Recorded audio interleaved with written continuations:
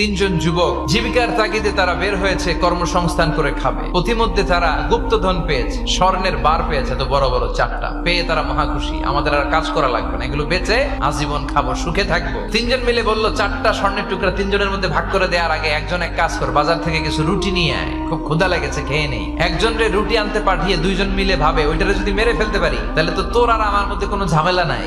স্বর্ণের টুকরা কয়টা? তুই নিবি দুইটা, আমি নেব দুইটা। আর যেটারে রুটি আনতে পাঠাইছে ওইটা মনে মনে ভাবতেছে রুটির মধ্যে বিষ মিশাই নিয়ে যাবো, বিষ খাইয়া ওটা শেষ, সবগুলো আমার। তো বিষ মিশাই নিয়ে আসছে, আর আগের পরিকল্পনা অনুযায়ী এই দুইজন মিলে তাকে নৃশংসভাবে হত্যা করেছে। হত্যার পরে কয়, প্রচন্ড ক্ষুধা লাগছে, লো আগে খাইয়া লই। দুইজন মিলে বাজার থেকে আনা বিষ মাখানো রুটি খেয়ে ওই দুইটাও শেষ। স্বর্ণের জায়গায় স্বর্ণ পড়ে আছে, স্বর্ণগুলো নেয়ার মতো মানুষ আর নাই, ঠিক কিনা? ওয়ালাই আমলা ফাহু ইল্লা তুরাব। বিষ্ণু বলেন, কবরের মাটি যতক্ষণ না তোর মুখে না ঢুকবে, তোর এই চাওয়া চাওয়া খাই খাই সব বন্ধ হবে না।